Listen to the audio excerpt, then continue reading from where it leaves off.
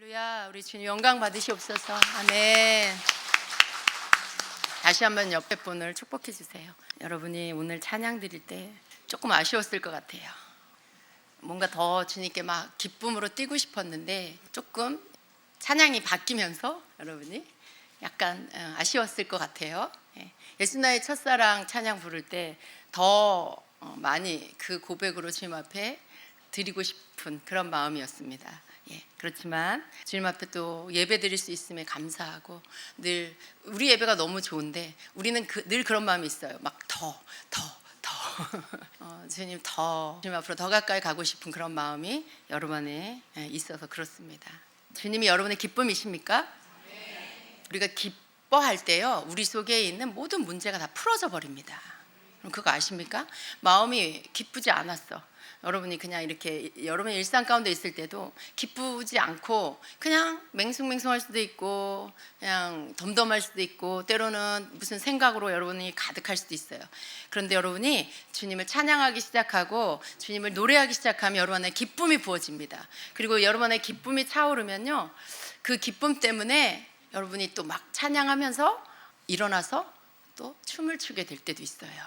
그러다 보면 여러분 온 영과 혼과 육에 기쁨이 충만해지죠. 그 기쁨이 여러분 안에 차면 다른 어떤 것들이 문제되지 않습니다. 사랑의 말이 막 나가고요, 또 축복의 말이 막 나가고요, 감사의 말이 막 나갑니다. 그게 기쁨이 주는 축복이에요. 여러분에게 주는 축복이에요. 근데 그 기쁨이 어디서부터 오냐면 예수 그리스도께로부터 옵니다. 여러분은 시간이 날 때마다 그렇게 하시길 축복합니다. 찬양은 여러분에게 기쁨이 샘솟게 하는 거예요. 왜 기쁘냐면 예수님을 사랑하는데, 하나님을 사랑하는데 그분을 찬양하다 보면 여러분 안에 그 찬양의 고백이 가득하게 돼요. 그 찬양의 고백들이 여러분의 마음을 충만하게 만들어줍니다. 그게 곧 기쁨이 되는 것이죠. 그래서 여러분, 그냥 여러분이 뭐 시간이 개인적인 어떤 시간에 그냥 여러분의 어떤 일만 하지 마시고요, 찬양을 틀어놓고 찬양을 따라 부르세요. 찬양을 틀어놓고 우리 교회 찬양 너무 좋잖아요. 찬양을 틀어놓고 찬양을 부르세요. 찬양을 부르면 그 찬양으로 인하여 영적 분위기가 바뀝니다. 여러분 상태도 바뀝니다. 여러분의 그 공간 안에 주님의 임재가 충만해지고요, 무엇보다도 여러분의 내면 안에 주님의 임재가 충만해집니다. 주님의 임재가 충만하며 기쁨이 충만해집니다. 그리고 여러분 안에서 계속 주님께 감사할 것들이 더 많이 생각나고, 그리고 감사의 언어들이 쏟아져 나옵니다. 여러분 그렇게 하시길 축복합니다. 어떤 문제가 있을 때 문제를 너무 묵상하지 마세요. 어떤 여러분은 삶에 문제가 생겼을 때 그 문제를 너무 그것만 묵상하지 마세요. 묵상은 그냥 말씀만 묵상하세요. 문제를 묵상하지 마세요. 걱정거리를 묵상하지 마시고 여러분이 말씀을 묵상하시기 바랍니다. 그리고 여러분 그냥 찬양하세요. 찬양 가운데 주시는 기쁨을 여러분 안에 채우시기를 축복합니다. 우리는 주님이 나의 기쁨입니다라고 고백하지만 주님은 너희가 내 기쁨이다라고 말씀하세요. 우리 주님은 우리가 주님을 기뻐할 때 기뻐하세요. 우리 주님을 찬양할 때 기뻐하세요. 그 기쁨이 주님 안에서 우리에게로부터 흘러오는 것입니다. 우리 안에 많은 것들이 들어올 수 있습니다. 많은 것들이 우리 안에 들어올 수 있어요. 여러 가지 듣는 것들, 보는 것들, 문제들, 그 속에서 많은 것들이 내 안에 들어올 수 있지만 그것을 여러분의 마음 가장 중심까지 들어오지 않도록 할 수 있는 방법은 여러분 그것들을 밀어내고 주님께 찬양하는 겁니다. 어떤 때 우리는 그러죠. 예수 이름으로 물러갈지어다, 떠나갈지어다. 근데 그것만 해서는요, 또 그 긴 시간, 오랜 시간 동안에 내 마음의 기쁨을 유지할 수 없어요. 여러분이 주님 앞에 진짜로 찬양을 하세요. 그러면 여러분 안에 있는 것들이 예수 이름으로 물러가라 막 이렇게 씨름하지 않아도 여러분 찬양 소리를 듣고는 그것들이 다 떠나갑니다.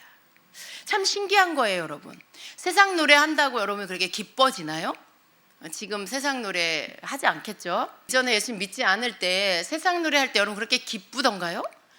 그 기쁨, 그 어떤 그 즐거움이라는 것은 하나님께로부터 오는 찬양 속에 주님이 주신 기쁨과 비교할 수 없는 거예요. 주님이 주시는 기쁨은 그 어떤 것과도 비교할 수 없는 거죠. 여러분 존재 안에 그냥 세포 속에 기쁨이 채워지는 것입니다. 근데 세상 노래를 부를 때 흥겨운 건 잠시 그냥 흥겨운 거죠. 그게 여러분의 마음에 있는 근심을 떠나가게 하진 않아요. 그게 여러분의 존재를 바꿔서 부드러운 사람으로, 사랑의 사람으로 바꾸진 않아요. 그냥 기분이 좀 잠깐 좋아지는 것 뿐이겠죠. 주님을 찬양하는 여러분 되시길 축복합니다. 세상 노래가 아니고 주님을 찬양하는 여러분이 되시기를 축복합니다. 주님께서 우리에게 더 많은 좋은 것들을 주시기를 원하십니다. 우리가 주님을 알아가면 알아갈수록 주님께서 우리에게 주시고자 하는 축복이 얼마나 크고 놀라운 건지를 알게 됩니다. 여러분 안에서 계속 그 계시들이 풀어지기를 축복합니다. 찬양을 할 거면 진심으로 하세요. 예배를 드릴 거면 전심으로 드리세요. 이도저도 아닌 그런 상태로 예배하지 마세요. 다른 생각 가득하면서 찬양하지 마세요. 아무 일도 안 일어납니다. 여러분, 다른 생각 들 수 있지만 끊임없이 그것들을 밀어내면서 주님 앞에 찬양할 때 여러분이 그 찬양의 돌파를 얻게 되고요. 주님이 마침내 여러분 안으로 들어올 수 있게 하는 거예요. 내가 문 밖에 서서 두드리노니, 문을 열고 내게 문을 열어서 내가 그 안으로 들어가게 하면 주님이 그와 더불어 먹고 그는 나로 더불어 먹고 그렇게 하신다라고 했죠. 주님이 언제나 여러분 마음의 문 밖에서 문을 두드리는 그런 시간들이 있어요. 주님은 내 안에 계시는데요. 여러분 안에 계신다고 믿는 거죠, 여러분은. 물론 주님이 여러분 안에 계시는, 늘 함께 계시는, 실제적으로 그런 분도 계세요.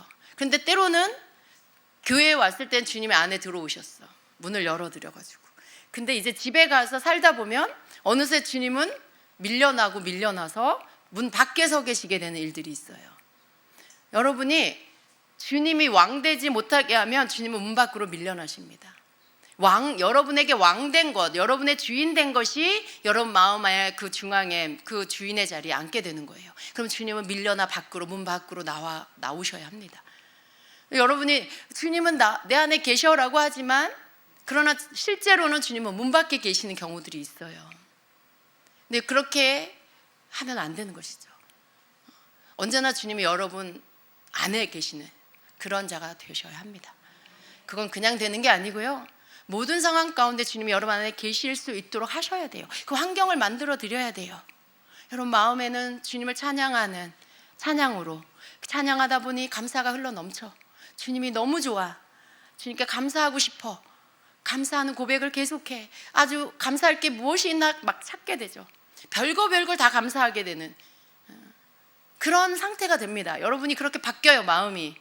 여러분이 그냥 이성적일 때는 감사한 걸 몇 가지 이렇게 꼽으면 더 이상 생각나지 않을 수 있어요.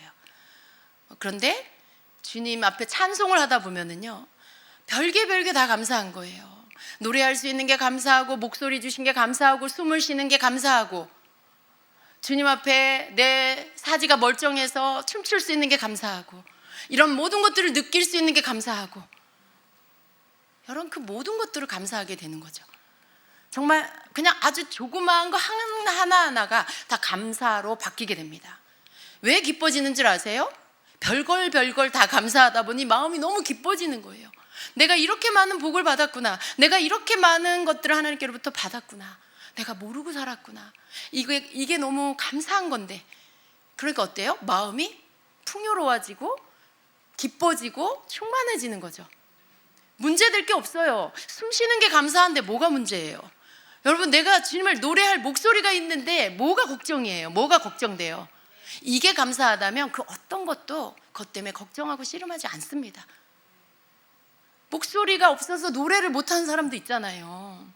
여러분, 어느 날 여러분 목소리가 안 나온다고 생각해 보세요. 아무리 목소리 높여 찬양하고 싶어도, 소리를 내고 싶어도 찬양 소리를 낼 수가 없어. 얼마나 답답하겠어요. 얼마나 갑갑하겠어요. 근데 뭐 음이 맞든 안 맞든, 목소리가 곱든 안 곱든 소리를 내서 찬양을 할 수 있다는 게 얼마나 감사해요. 그럼 찬양하면서 막 그걸 감사하는 거예요. 너무 감사해서 일어나서 막 뛰어요. 여러분 뭐 집에서 춤추면 어때요? 저는 막 찬양하다가 너무 막 기쁘면 일어나서 막 춤춰요.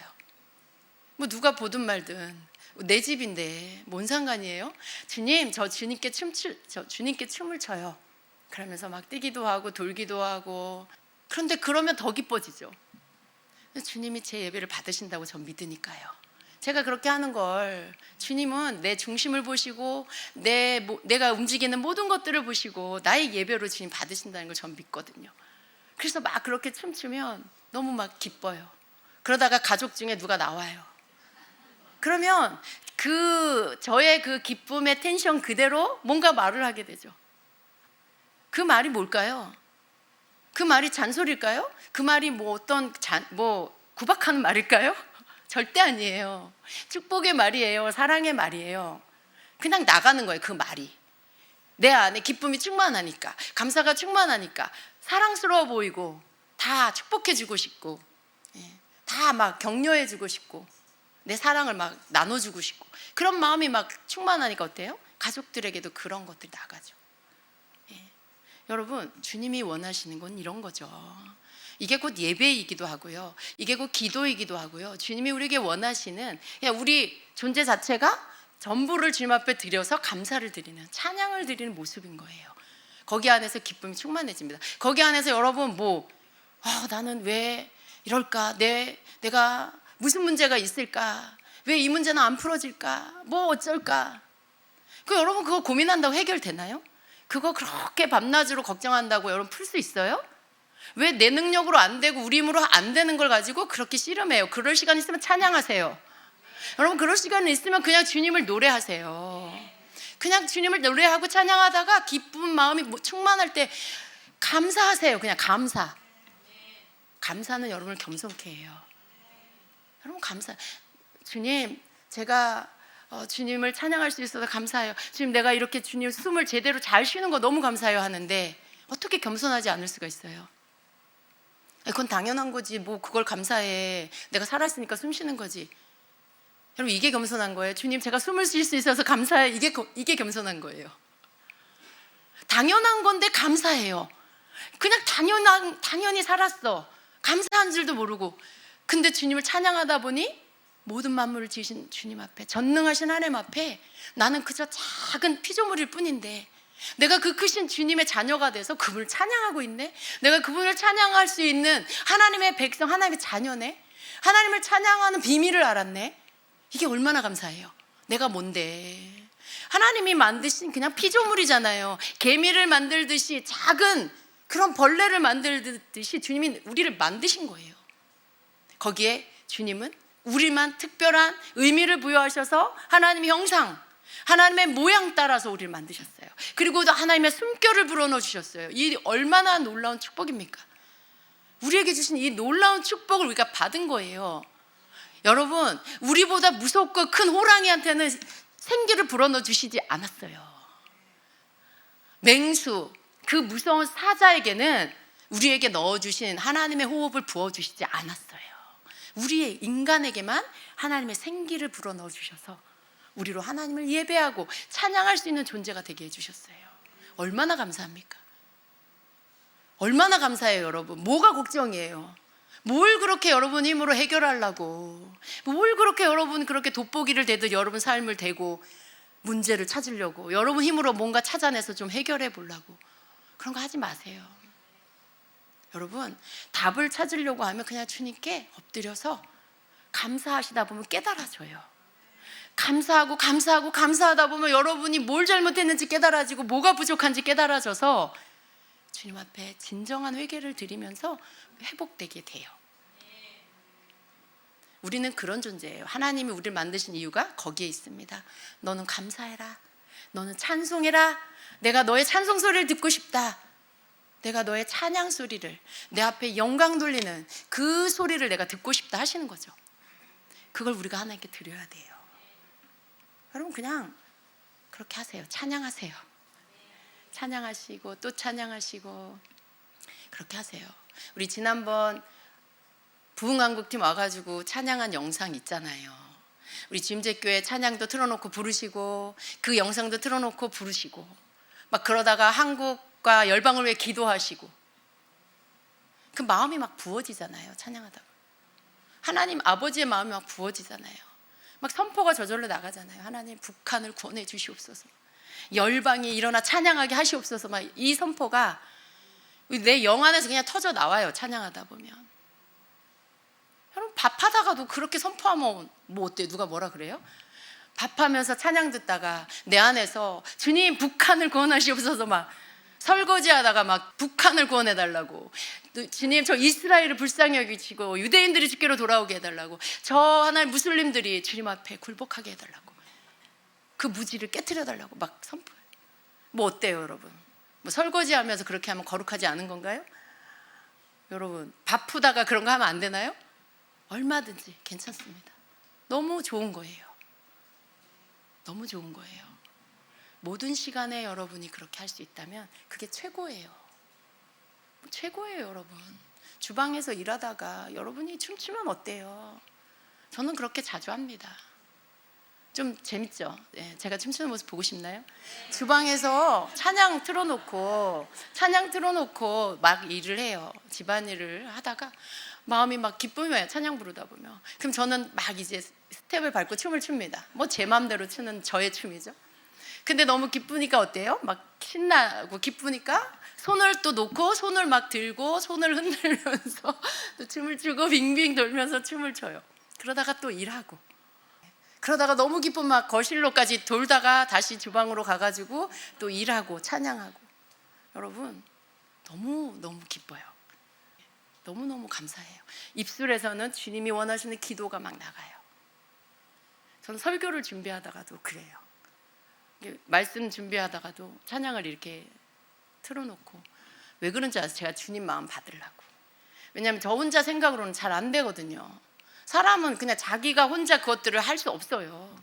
내가 어떻게 혼자 하나님 마음을 내가 만들어냅니까? 내가 어떻게 하나님 앞에 하나님 뜻에 합당한 기도를 내가 막 끌어냅니까? 위로부터 받아야죠. 위로부터 받는 방법이 뭐냐면 찬양을 하면, 찬양을 통해 하늘과 내가 연결이 돼요. 주님과 내가 연결이 되고 주님 마음이 막 부어져요. 찬양을 통해. 그러면 그 마음이 막 나에게 부어지면 내 속에 내 영이 기뻐하면서 막 그렇게 온 몸을 움직이게 만드는 거죠. 그렇게 막 찬양하면 주님이 너무 기뻐하세요. 그게 예배예요 여러분. 여러분의 예배예요. 그게 여러분의 기도고요. 그렇게 여러분에게 주시는 기쁨을 지키는 여러분 되시길 축복합니다. 모든 공간과 시간을 주님 앞에 찬양하는 소리로 채우는 거, 이거 너무 좋은 거예요. 여러분 공간도, 여러분의 시간도, 여러분의 내면도, 여러분의 육체도 그렇게 주님을 찬양하고 예배하는 것으로 한번 채워보세요. 그러면 여러분 거기가 천국이잖아요. 여러분이 천국을 만드는 거예요. 그게 바로 주님이 나의 기쁨이 되시고 내가 주님의 기쁨이 되는 바로 그 시간입니다. 여러분 그렇게 하시기를 축복합니다. 주님은 여러분을 사랑하세요. 그리고 우리가 서로 사랑하는 것을 보고 너무 기뻐하세요. 아까 우리가 그 마지막 찬양 부르면서 우리가 서로를 축복해 줬잖아요. 그게 사랑하는 자여 내 영혼이 잘 되고 범사가 잘 되기를 내가 간구하노라. 주님의 말씀인데 우리가 그 말씀으로 서로를 축복해 줄 때 주님이 너무 기뻐하시는 거예요. 주님을 사랑하고 섬기고 서로를 사랑하고 섬기는 모습, 이게 주님이 기뻐하시는 모습이죠. 우리는 주님이 기뻐하는 거면요 뭐든지 더 많이 해야 돼요. 주님이 이거 주님이 기뻐하시는구나. 더 많이. 누군가 싸우려고 하다가도 이건 주님이 안 기뻐하셔. 여러분 절대 주님 마음 아프게 하는 자 되지 마세요. 사는 날 동안 기회 주신 시간 속에 그냥 주님을 기쁘게 하는 일로 여러분 삶의 모든 시간을 채우시길 축복합니다. 어떻게 하면 한 번이라도 더 주님을 기쁘시게 할까? 주님이 마음 아파하시는 거 하지 않으려고 작정하세요. 주님이 슬퍼하는 거 하지 않으려고 작정하세요. 너무 철난 어른인 척 하지 마시고, 주님 제가 알아서 할게요.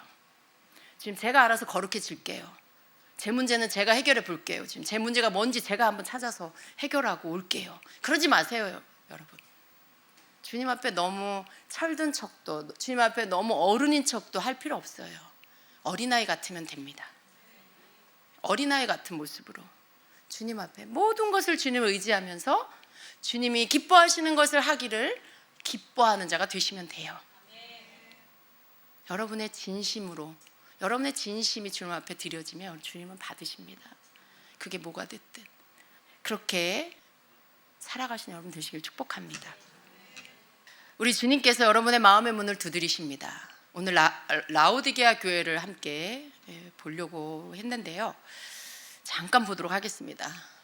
라오디게아 교회, 여러분, 라오디게아 교회 생각하면 어때요? 조금 가슴이 답답해집니다. 라오디게아 교회 같으면 안 되는데, 내 신앙이 라오디게아 교회 같으면 안 되는데, 그런 마음이 드는 것이죠. 누구도 라오디게아 교회 같기를 원하지 않아요. 교회에 다니는 성도라면.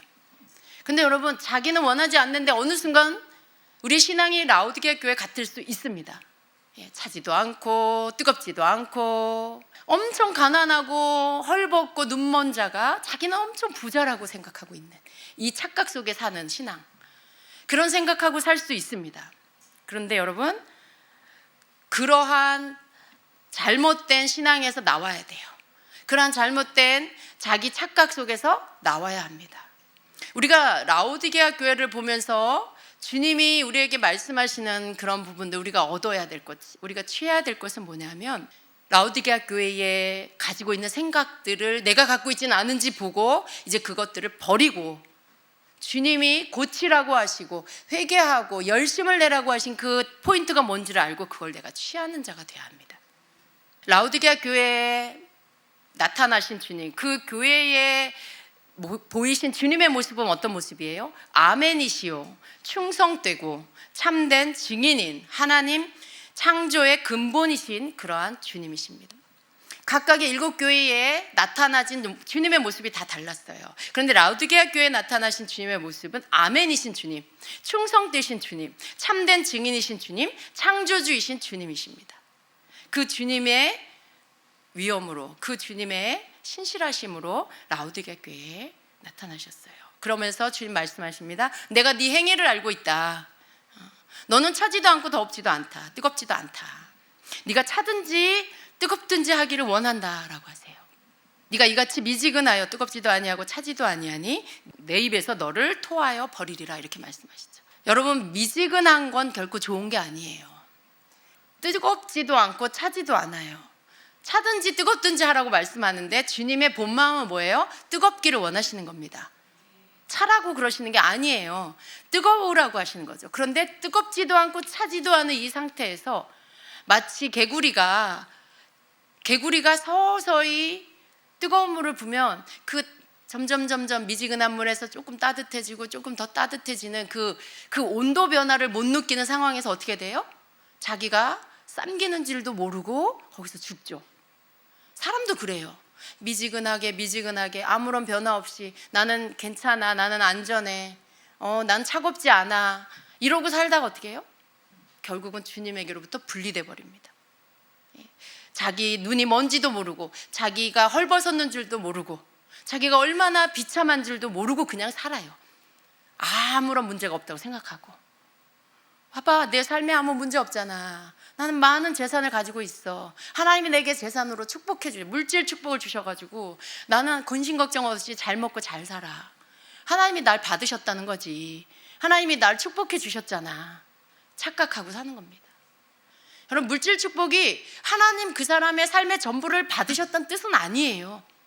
여러분에게 이 물질 축복 주실 수 있어요. 그 주시는 이유는요, 몇 가지가 있어요. 여러분이 뭔가 심었을 때, 여러분이 선한 일에 하나님 나라에 뭔가를 심으면 하나님이 그것을 물질을 심었으면 물질로 되갚아 주십니다. 심은 대로 거두게 돼요. 그런 어떤, 여러분이 하나님께 뭔가 어느 때에 그 일을 잘해서 하나님이 선물로 주실 수도 있어요. 여러분, 선물을 준다고 해서 그 사람의 존재 전부, 삶 전체를 다 인정한다? 꼭 그런 뜻은 아니에요. 여러분, 생일날 선물 받죠? 생일이어서 받는 거예요. 생일이어서 받는 거예요. 여러분 삶이 너무 기특하고 진짜 마음에 들어서 그래서 생일날 선물 주는 게 아니고, 별로 그렇게 친밀한 사람 아니어도 보니까 생일이야. 그럼 어떻게 해요? 생일이어서 선물 주는 거예요. 주님이 여러분에게 그냥 어떤 일에 대해서 선물 줄 수 있어요. 물질로. 근데 그게 여러분 삶의 전부를 인정하신다는 뜻은 아닐 수 있어요. 그래서 착각을 하면 안 됩니다. 하나님이 많은 재정의 복을 준다고, 물질복 준다고 하나님 내 삶의 전부를 다 인정해 주셨어, 받으셨어. 나는 잘하고 있어 라고 착각하는 거. 여러분, 신앙이 미지근해지는 이유가 거기 있어요. 물질의 풍성함 가운데서 가장 빨리 오는 병이 뭐냐면 안일함이에요. 가난한 마음이 없어져 버려요. 배고픈 마음이 없어져 버려요. 나는 부요해. 물질의 부요함이 오면요, 영적인 부요함, 자기가 영적으로도 부요한 줄 착각하게 돼요. 간절함이 없어집니다. 주님 아니면 안 돼요. 주님, 이거 주님만이 해결할 수 있어요. 지금 내 삶 가운데 오셔서 주님이 다스려 주세요. 주님이 이끌어 주세요. 뭐 이런 것들. 누가 안 이끌어도 잘 돌아가고 있어. 하나님 앞에 안 구해도 물질이 많이 있어. 뭐 하나님 앞에 나아가서 간절하게 구할 게 뭐가 있겠어요. 그러니까 안일해지죠. 자기 삶에 안주하게 되죠. 이게 미지근하게 만드는 이유입니다. 근데 라오디게아 교회가 그랬습니다. 자기가 부자라고 생각한 거죠. 나는 부자라, 부유하여 부족한 것이 없다 하나 너의 공고한 것과 가련한 것과 가난한 것과 눈먼 것과 벌거벗은 것을 알지 못하는도다 라고 말씀해요. 여러분, 굉장히 위험한 상태가 뭐냐면 미지근한 상태. 신앙의 미지근한 상태는 굉장히 영적으로 위험한 상태고요. 또 한 가지 위험한 상태가 뭐냐면 나는 부유해, 난 부자야 라고 생각하는, 이 생각 굉장히 위험한 생각입니다. 여러분이 물질로 부유할 수 있어요. 여러분, 가난하라는 말이 아니에요. 여러분이 물질로 부유할 수 있어요. 그리고 그런 축복, 그런 거 좋은 거예요.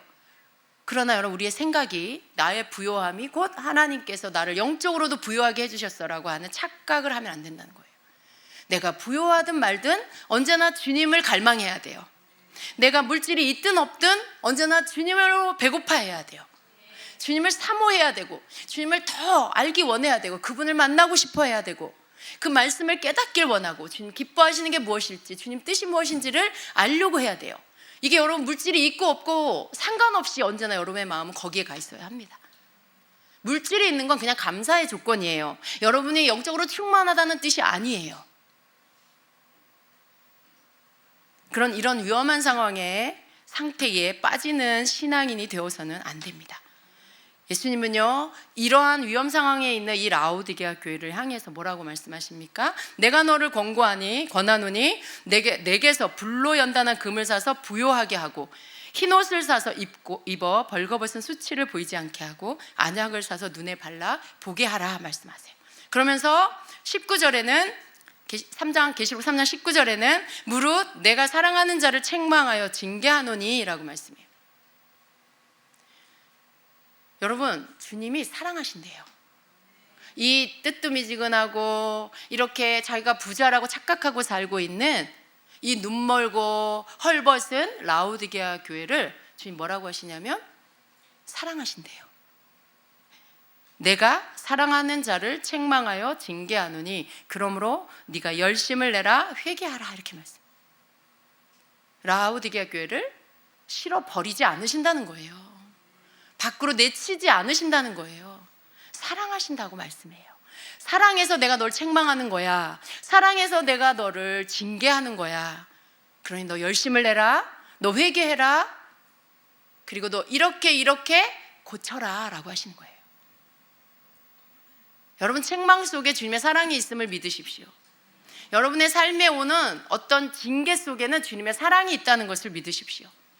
징계가 주님의 재앙이 아니에요. 여러분에게 책망하는 주님의 책망 소리가 여러분을 미워한다는 뜻이 아닙니다. 그러면 우리는 어떻게 해야 돼요? 언제나 주님이 날 사랑하신다는 걸 신뢰해야 돼요. 주님이 내 삶에 좋은 것만 주실 때는 주님이 날 사랑한다고 믿고, 내 삶에 어려움이 오면 주님이 나를 싫어버리셨다라고 생각하는 거, 그렇게 하지 마시기 바랍니다. 어려움이 올 때에는 생각하는 거예요. 사람이 공고할 때는 생각하는 거예요. 주님 앞에서 겸손하게, 주님 내게 깨닫게 해주세요, 알게 해주세요 하면서, 모든 게 주님의 사랑인 것을 여러분 믿으시길 축복합니다. 주님께서 이 교회를 향해서 말씀하십니다. 불로 연단한 금을 사서 부요하게 해라, 흰옷을 사서 입어라. 그래서 너의 벌거벗은 수치를 보이지 않게 해라. 안약을 사서 눈에 발라보게 해라. 이렇게 말씀해요. 금은 금인데 불로 연단한 금을 사라고 하세요. 여러분, 정금은 순도가 아주 높은 거죠. 순금보다 더 순도가 높은 정금.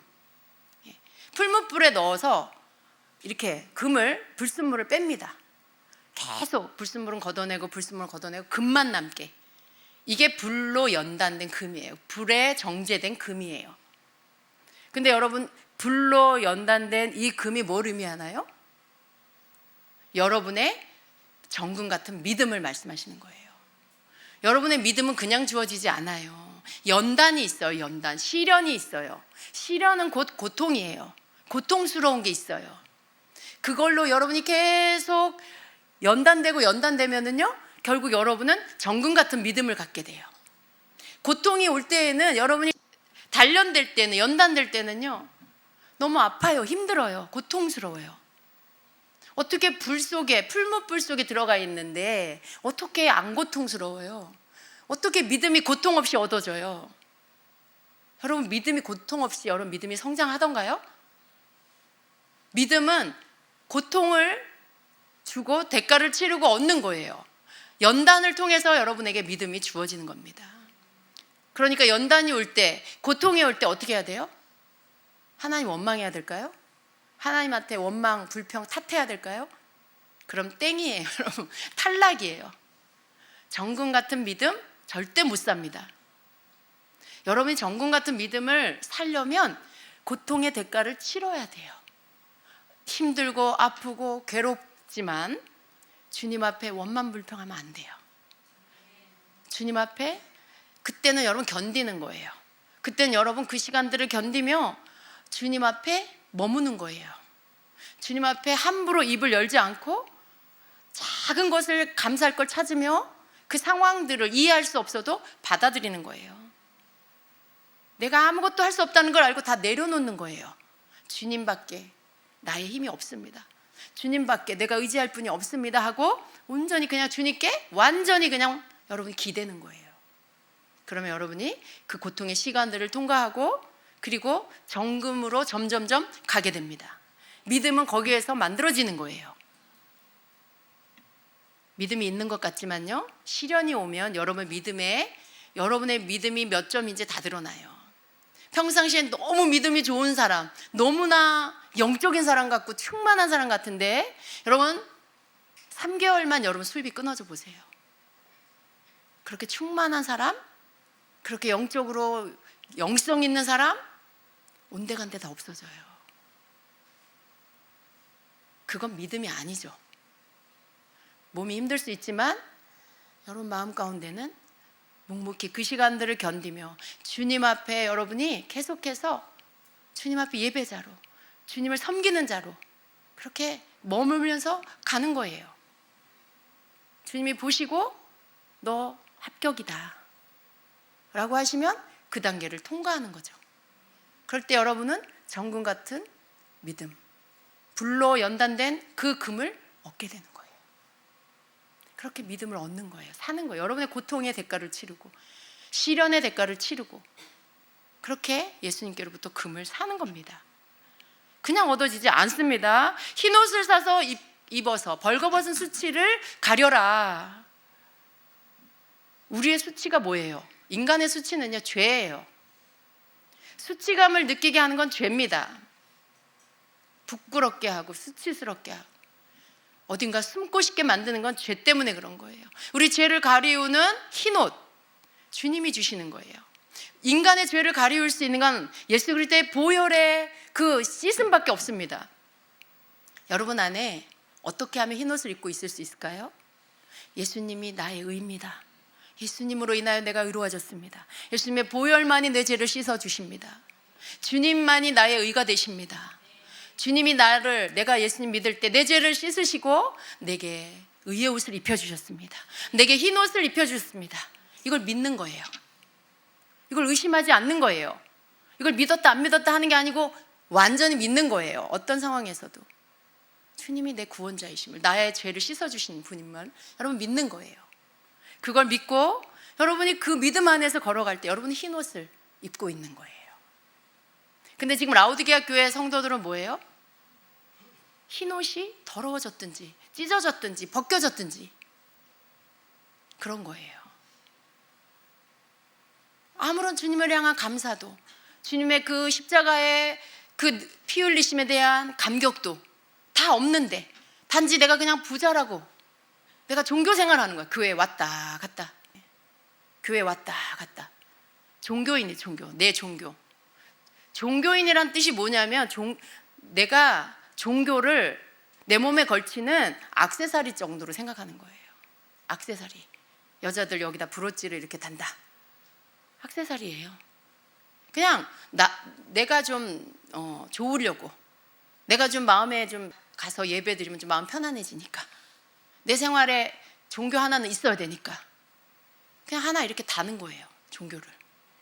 그게 종교인이에요. 여러분, 종교 생활하는, 지금 라오디게아 교회는요, 처음엔 안 그렇겠죠. 근데 지금 종교 생활하고 있는 거예요. 그런 신앙이 될 수 있어요. 그런데 그것들 여러분이 항상 예수님께 감사해야 돼요. 항상 예수님께 나를 위해 생명 주신 주님 감사합니다. 주님으로 인하여 내게 흰 옷을 입혀주셔서 감사합니다. 이게 여러분 늘 여러분에게 있어야 돼요. 교회를 다닌 지 100년이 돼도 여러분 이 고백이 있어야 돼요. 여러분이 성경을 100독 1000독을 해도 여러분 늘 이 감사가 있어야 돼요. 여러분이 평신도였다가 집사, 장로가 되고 설사, 목사가 된다 해도요, 이 감사가 있어야 돼요. 이건 초신자 때만 하는 감사가 아니에요. 이건 여러분이 그걸 깨달았을 때만 드리는 감사가 아니고 천국 갈 때까지 해야 할 감사의 조건이에요. 주님이 내게 생명을 주셨다는 거, 주님이 날 살려주셨다는 거, 이 감사가 여러분 안에서 늘 드릴 때마다 울컥울컥 해야 된다고요.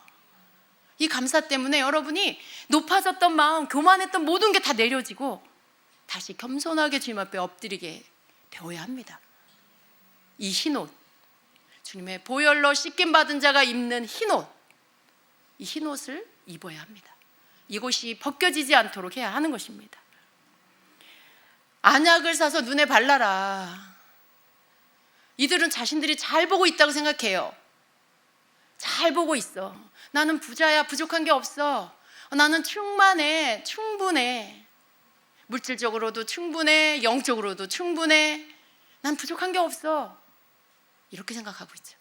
지금 뭘 제대로 못 보는 거예요. 못 보는 거예요. 눈이 어두워요. 시력이 없어요. 잘못 보고 있습니다. 여러분, 우리 주님은 우리의 겉모습을 보는 게 아니에요. 육체를 보시는 게 아니라 우리의 영을 보십니다. 우리의 영혼을 보시는 거예요. 근데 주님의 눈으로 라오디게아 교회를, 그 영의 모습을 딱 보니까 어때요? 비참해. 벌거벗고 있어. 눈이, 시력이 없어. 안 보여. 가난하고 그런 상태야. 한번 그 모습 생각해 보세요. 벌거벗고 눈은 안 보이고 머리는 엉클어져가지고 몸은 더럽고 마음은 공허해가지고 텅 비어있고. 노숙자도 그 상태보단 낫겠죠, 그죠? 노숙자도 옷은 입고 있고, 노숙자도 마음이 부유한 자 있을 거예요. 노숙자 속에도 예수님 믿는 사람이 있을 거예요. 그들은 가난하지 않아요. 근데 여러분, 이런 상태에 있는 이 라오디게아 교회 자신들의 모습을, 그 진짜 모습을 보지 못하고 있어요. 장님이에요. 진짜 모습을 볼 수 있는 자가 돼야 돼요. 그냥 겉으로 보여지는 모습이 아니고 진짜 영의 모습, 내 영의 모습이 어떤지 여러분 늘 볼 수 있어야 됩니다. 여러분의 영의 모습은 어떤가요? 여러분의 영의 모습은 어떤지 살피셔야 돼요. 살피셔야 됩니다. 여러분 내면은 어떤지, 공고하지는 않은지, 여러분 내면이 이렇게 헐벗고 있지는 않은지 보셔야 돼요. 그런 것들을 주님은 지금 다 예수님께 와서 값을 치르고 사라고 하시는 겁니다. 안약을 사서 눈에 발라야 돼요. 안약이 뭘까요? 여러분, 우리는 언제 눈이 뜨이냐면 하나님의 말씀을 볼 때 눈이 뜨여요. 하나님의 말씀을 보고 깨달을 때 그제서야 영의 눈이 뜨입니다. 내 잘못된 모습을 깨닫게 되고, 내가 무엇이 걸려 있는지 깨닫게 되고, 내가 어느 부분에서 교만한지 깨닫게 되고, 이런 것들이 말씀을 볼 때 눈이 열려요. 하나님의 말씀은 약이에요. 신약이고 구약이죠. 우리를 치료하는 또 약입니다. 하나님의 말씀은 안약이에요. 말씀을 봄으로 인해 눈에 안약이 발라지고 눈에 가려진 것들이 벗겨지게 되는 것입니다. 그래서 우리는 주님의 말씀을 읽고 깨닫는, 그래서 내 모습을 제대로 보는, 그리고 열심을 낼 건 열심을 내고 회개할 건 회개하는 그런 성도가 되어야 하는 것입니다. 여러분, 라오디게아 교회, 우리가 소아시아 7교회, 지금 계시록에 나오는 7교회에 대해서 어느 교회 하나도 무시해서는 안 돼요. 왜냐하면 이 교회의 모습은요, 전 세대를 걸친 모든 교회, 모든 성도들의 신앙 상태를 반영하고 있어요. 당시에 7교회도 당연히 그들에게 보내는 편지지만, 이 말씀은 모든 믿는 자들의 신앙 상태, 때로는 여러분의 신앙이 에베소 교회 같을 수 있고, 때로는 서머나 교회 같을 수 있고, 여러분이 지금 오늘 이 라오디게아 교회가 7교회 마지막 교회인데요, 이 라오디게아 교회가 제일 심각해 보여요. 제일 심각해 보여요. 근데 여러분, 때로는 이러한 신앙 상태일 수가 있다라는 것입니다. 아니, 나는 이 정도는 아니야. 그런 생각을 우리가 할 필요는 없어요. 내가 스스로 나를 판단해. 난 이 정도는 아니야. 나는 이 정도야. 저 정도야. 주님께 보여달라고 하세요. 주님, 저는 어떠합니까? 주님이 보시는 게 정확하세요. 주님, 저는 어떠합니까? 주님, 저는 라오디게아 교회 같지는 않습니까? 주님, 저는 뜨거운가요? 주님 보실 때 전 미지근하지 않습니까? 주님께 여러분의 상태를 알려달라고 하시기 바랍니다. 내가 스스로 깨닫는 건 좋아요. 겸손한 마음을 가질 때 그냥 주님께 묻기도 전에 여러분 깨달을 수 있어요. 왜냐하면 겸손이라는 것은 투명하고 깨끗한 거예요. 그래서 주님이 뭔가를 나타내시면 그대로 투영이 돼요. 주님이 뭔가 말씀하시면 그대로 가감없이 여러분에게 투영돼서 알아줘요. 그런데 여러분, 마음이 그렇지 않을 때, 마음이 혼란스럽고 뭔가 막 이렇게 올라갔다 내려갔다 막 이럴 때는 여러분이 판단하고 여러분이 보는 여러분이 정확하지 않을 수 있어요. 자꾸 인간은요, 자기 합리화를 하려고 하거든요. 그럴 때 주님께, 주님, 저는 어떤가요? 주님, 저는 어떤지 봐주세요. 제가 고칠 것을 알려주세요. 그렇게 주님께 구하시는 것이 맞습니다. 우리 주님께서 이 라오디게아 교회를 향해서 열심을 내라, 회개하라고 하십니다. 열심을 내고 회개해야 할 것이 라오디게아 교회가 해야 할 일이었어요. 우리는 언제나 열심을 내야 합니다. 그죠? 열심이 식어지면 게을러지고 나태해지고 안일해지죠. 우리가 열심을 낼 때 결코 미지근해지거나 차가워지지 않아요. 뜨거운 상태로 늘 주님 앞에 있게 될 것입니다. 그리고 우리가 잘못된 것들을 주님 앞에 회개하는 거, 부자가 아닌데 부자라고 착각하고 있는 거 회개해야 되겠죠. 내가 안 괜찮은데 나는 괜찮아라고 생각하고 있는 거 회개해야 되겠죠. 영적으로 빈곤한 자인데 자기가 부자라고 생각하고 있는 거, 그런 부분들을 회개해야 하는 것입니다. 주님께서 사랑하시기 때문에 이렇게 말씀하시는 그 주님의 사랑 안에서 여러분, 그 어떤 상태도 주님께 다 보여줄 수 있는, 말씀드릴 수 있는 여러분 되시길 축복합니다. 자꾸 이렇게 구구절절 변명하지 마세요. 아, 주님, 제가요 이렇고 이랬고 이래서 그런 거예요. 살기가 너무 힘들어요. 주님, 뭐 제가 시간이 없잖아요. 돈을 벌어야 되고 뭐 누구를 돌봐야 되고, 그래서 주님, 제가 열심을 낼 시간이 없었어요. 그러지 좀 마세요, 여러분. 주님은 인생이 아닙니다. 뭘 그렇게 여러분을 합리화시켜서 변명을 하고 핑계를 대고 이유를 달려고 그러세요. 다 알고 계시는데, 다 보셨는데. 주님 앞에 우리가 할 말은요, 그저 예, 주님. 네. 주님은 옳습니다. 네. 주님이 여러분에게 뭔가 깨우치고 회개하라고 하시면, 주님, 제가 주님 앞에 회개합니다. 더 깨닫게 해주세요. 그러면 돼요. 주님, 그게 아니고요. 그런 거 하지 마세요. 주님이 인생이 아닌데 왜 사람한테 하듯이 자꾸 여러분을 변명하려고, 여러분을 잘 보이려고, 해명하려고 그러세요? 그냥 그 말씀도 사랑으로 하시는 거예요. 회개하라 하시면 여러분 사랑하기 때문에 하시는 말씀. 정확하신 그분이 여러분에게 정확하게 보시고 하시는 말씀입니다. 그러니까 언제나 주님 앞에 예하세요. 이해하시는 자가 복됩니다. 우리 주님은 라오디게아 교회를 향해서 말씀하십니다. 볼지어다 내가 문 밖에 서서 두드리노니 누구든지 내 음성을 듣고 문을 열면 내가 그에게로 들어가 그와 더불어 먹고 그는 나와 더불어 먹으리라. 주님이 원하시는 게 뭘까요? 주님은요 함께 하기를 원하세요. 함께 하는 거. 라오디게아 교회는 주님과 함께 하지 않았던 것 같아요. 주님과 함께 하지 않고 자기 여가를 즐기고 자기 안락을 즐기고 그랬던 것 같아요. 그러니까 어떻게 해요? 어느새 주님은 문 밖에 쫓겨나서 계시는 거예요. 여러분 이 말씀이 예수 믿지 않는 사람한테 하는 말이 아니에요. 교회를 향해서 주신 말씀이라는 걸 기억하세요. 교회에게 보낸 주님의 편지예요. 그런데 문 밖에 서서 문을 두드리신대요. 예수님 안 믿는 사람처럼 예수님이 문 밖에 계신대요. 예수님 믿는 사람인데, 교회인데, 성도인데 밖으로 밀려나신 거예요. 예수님이 밖으로 쫓겨나신 거예요. 누가 내쫓았어요?